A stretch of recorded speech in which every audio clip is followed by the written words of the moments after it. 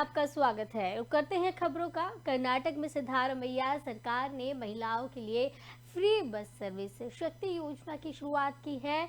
इस मौके पर कांग्रेस विधायक रूपकला ने खुद महिलाओं को फ्री बस पास बांटे। यही नहीं, उन्होंने महिलाओं को बिठाकर खुद बस भी चलाई।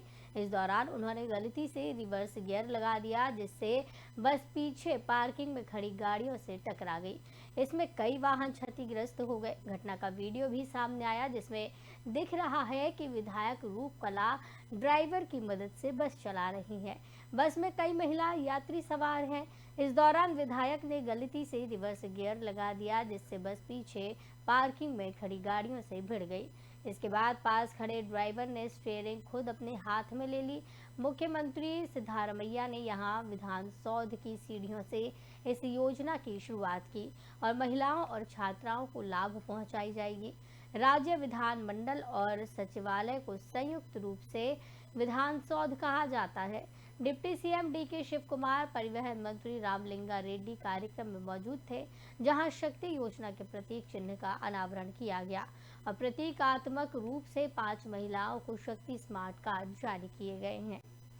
तो आपको बता दें,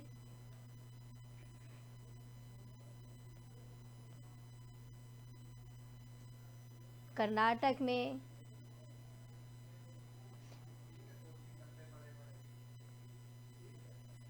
तो आपको बताते चले कि कर्नाटक में फ्री बस सेवा शुरू की गई है। महिलाओं के लिए ये फ्री बस सेवा शुरू की गई है। कांग्रेस विधायक इस दौरान खुद बस चलाने बैठ गई। कर्नाटक में विधानसभा चुनाव जीतने के बाद कांग्रेस सरकार अपने चुनाव में किए गए वादों को साकार रूप देने में लगी है।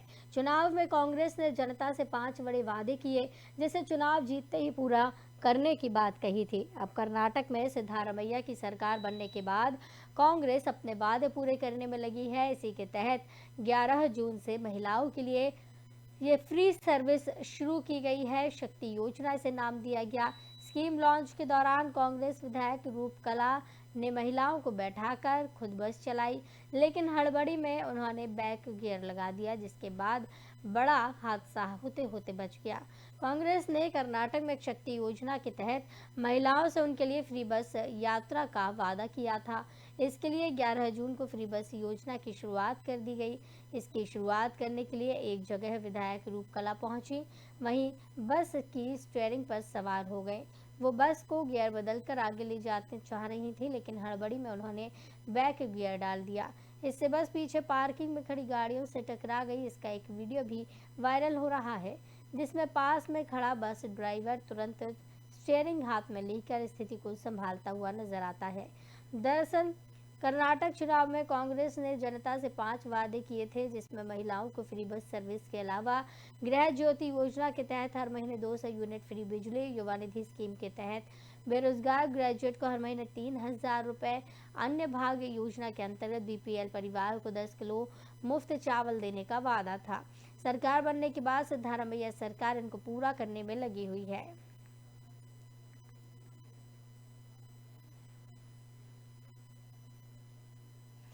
हिंदुस्तान आवाम मोर्चा के नेता संतोष सुमन ने मांझी मंत्रिमंडल पद से इस्तीफा दे दिया है। संतोष मांझी जीतन राम मांझी के बेटे हैं।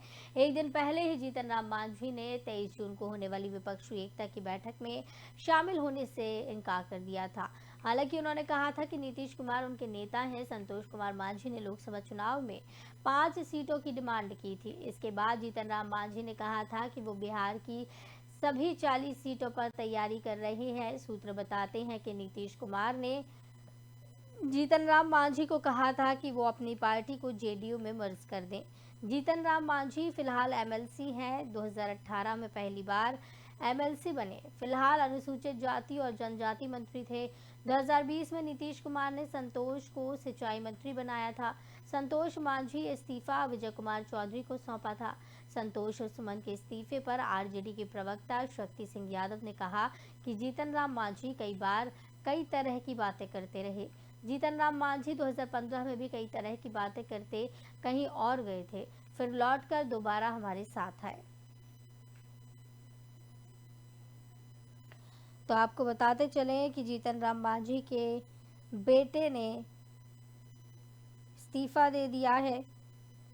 महागठबंधन में रार देखने को मिल रही है।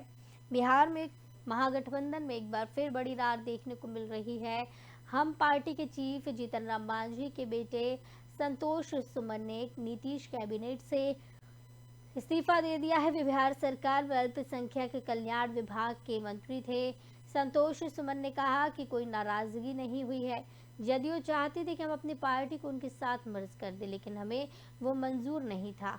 हम अकेले संघर्ष करेंगे, हमें जदयू में विलय नहीं करना है। नीतीश कुमार लगातार हमसे विलय करने के लिए कह रहे थे, लेकिन हमने इनकार कर दिया।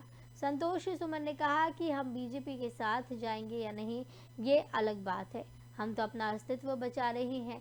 नीतीश कुमार हमारा अस्तित्व खत्म करना चाह रहे हैं। हम नीतीश कुमार के लिए अपनी पार्टी कैसे तोड़ दें?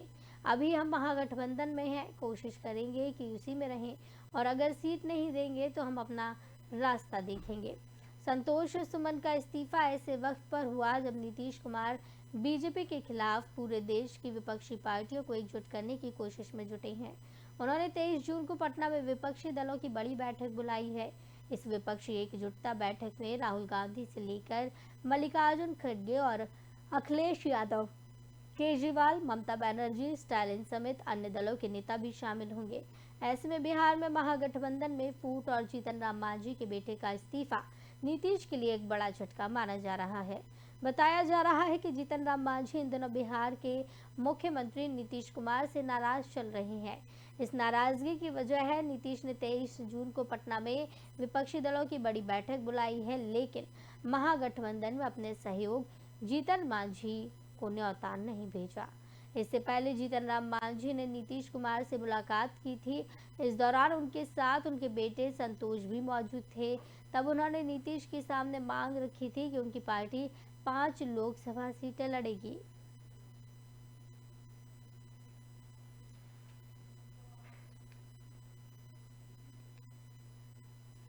मोकामा में बीजेपी का महाजनसंपर्क अभियान देखने को मिला। विकास कार्यों से जनता को अवगत कराया जा रहा है। इसी के चलते हाथीदह गेस्ट हाउस में एक बैठक आयोजित हुई।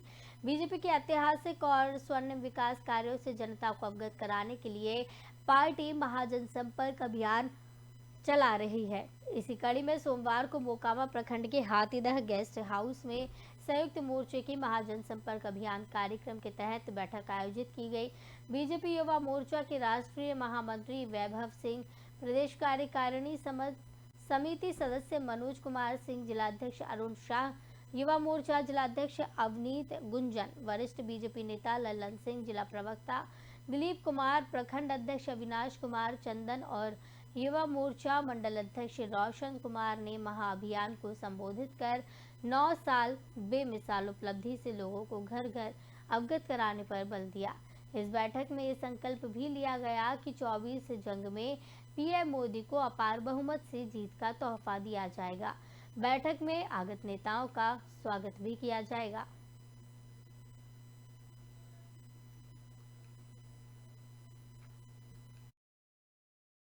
बैठक है वह प्रधानमंत्री जी के 9 साल पूरा होने के उपलक्ष्य में हम लोग जन जन तक और घर घर तक, हर एक घर तक पहुंचकर आम कार्यकर्ता हम लोग जा रहे हैं और बता रहे हैं कि मोदी जी, उसी के लिए यह संयुक्त मोर्चा का यह बैठक है। सातों मोर्चा, भारतीय जनता पार्टी में युवा मोर्चा, महिला मोर्चा और भी अन्य मोर्चा जो हैं, सब लोग लग करके हम लोग जनता के बीच में जा रहे हैं। उसके लिए एक समीक्षा भी है कि हम लोग कर क्या रहे हैं और किस विषय को लेकर के कर रहे हैं।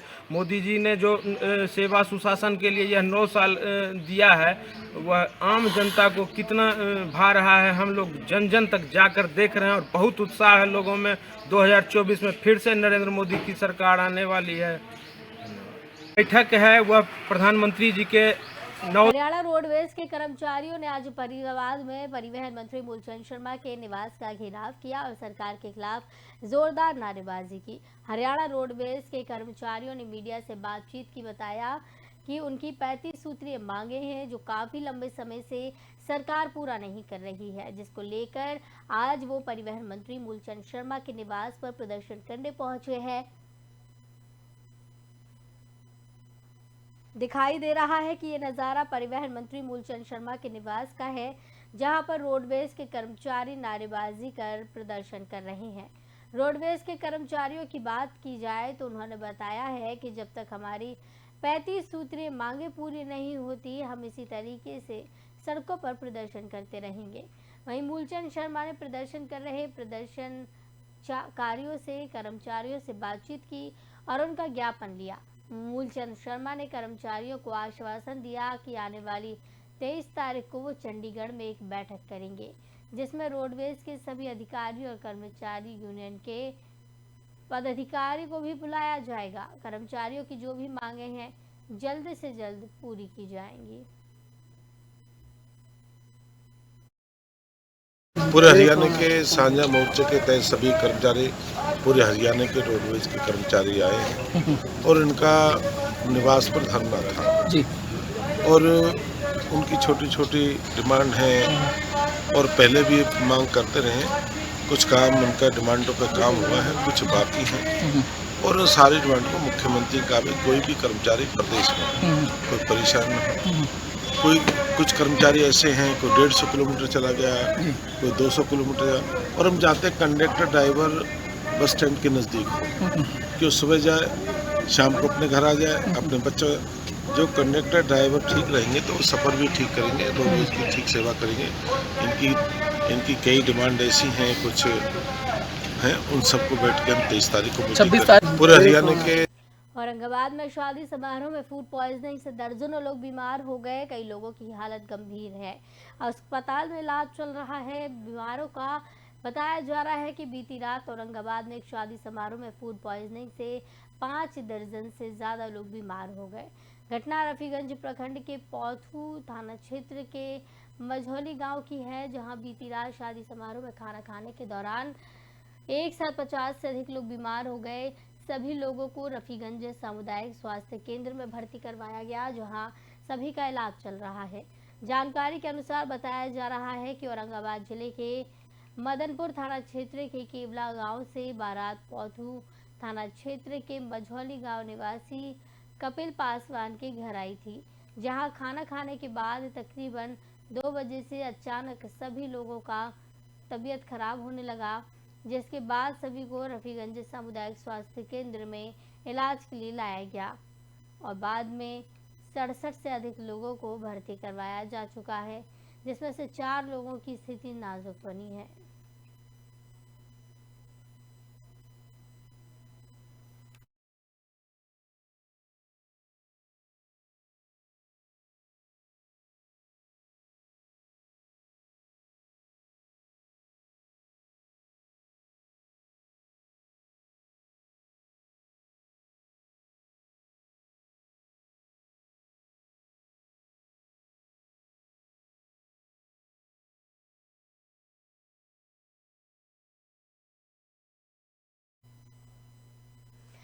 नवादा में तेज रफ्तार का कहर देखने को मिला है। ट्रक की चपेट में 3 मजदूर इस दौरान आ गए। सदर अस्पताल में घायलों का इलाज चल रहा है। बताया जा रहा है कि ये मजदूर 4 लेन का काम कर रहे थे। नवादा जिले के नेमदारगंज थाना क्षेत्र के माखर गांव के पास तेज रफ्तार ट्रक की चपेट में आने से 4 लेन का काम कर रहे 3 मजदूर गंभीर रूप से जख्मी हो गए, जिसमें एक की हालत गंभीर बताई जा रही है। सभी घायलों को सदर अस्पताल में भर्ती करवाया गया। घायलों की पहचान उत्तर प्रदेश के सुल्तानपुर जिला निवासी अलंकार यादव, सोमनाथ कुमार और रवि प्रताप के रूप में हुई है। रवि प्रताप भी इसमें शामिल है। बताया जा रहा है कि तीनों 4 लेन का काम कर रहे थे, तभी तेज रफ्तार ट्रक ने तीनों को रौंद दिया, जिसमें अलंकार की हालत गंभीर है।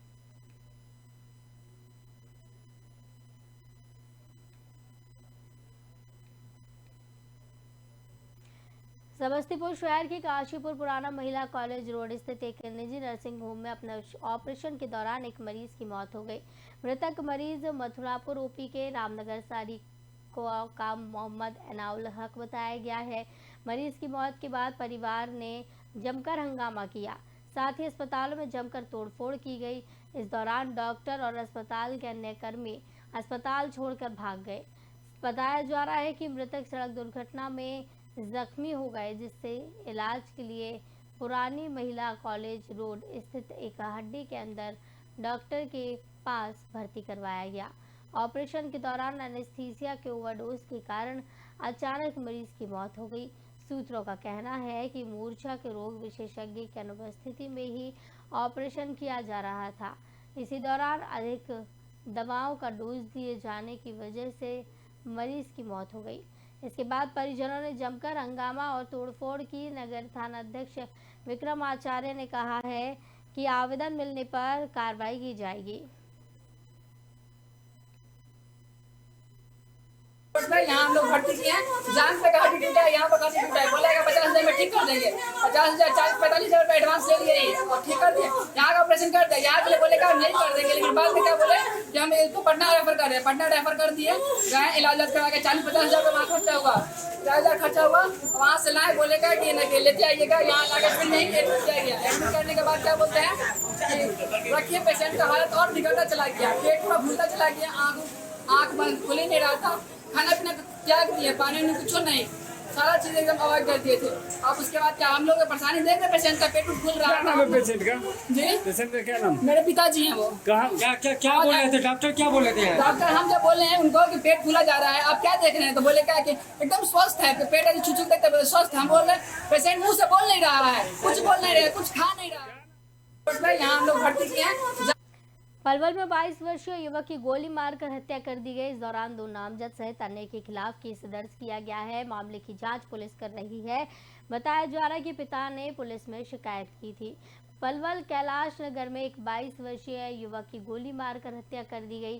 कैंप थाना पुलिस ने मामले में मृतक के पिता की तहरीर पर 2 नामजद सहित अन्य के खिलाफ हत्या का केस दर्ज कर लिया है।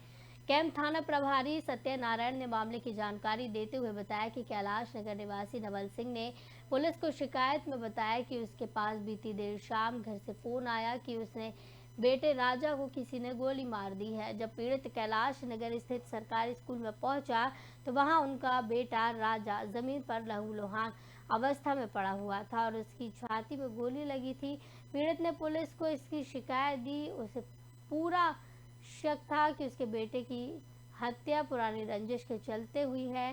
कृष्णा कॉलोनी निवासी गौरव, कैलाश नगर निवासी विपुल और उसके अन्य साथियों के ऊपर इस दौरान आरोप लगाए गए। साथियों ने मिलकर उसकी हत्या की है, ये बात कही गई।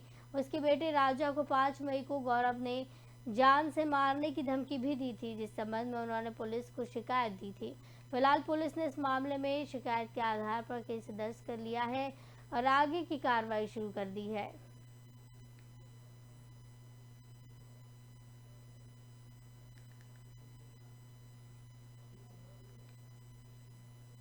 बोकारो में चोरी करते हुए एक चोर पकड़ा गया है। इसके बाद आक्रोशित ग्रामीणों ने चोर की जमकर पिटाई की। चोर को पकड़कर थाने पुलिस ले गई।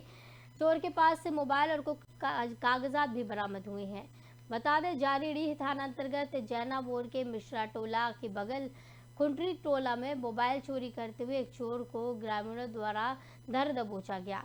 जब पुलिस के हवाले करने जा रहे थे, उसकी कवायद की जाने लगी थी तो चोर के परिजन ने पारंपरिक हथियार और तीर धनुष से ग्रामीणों के ऊपर वार कर दिए। और देखते ही देखते आपको ये भी बता दें कि मोबाइल और कुछ कागजात चोर के पास से बरामद हुए। वहां दोनों तरफ से हंगामा होने लगा। चोर के परिजन मारपीट करने लगे, जिससे सूचना पुलिस को दी गई। पुलिस मौके पर पहुंची और मामले को शांत कराकर चोर शुभम मिश्रा को अपनी हिरासत में थाने ले गई।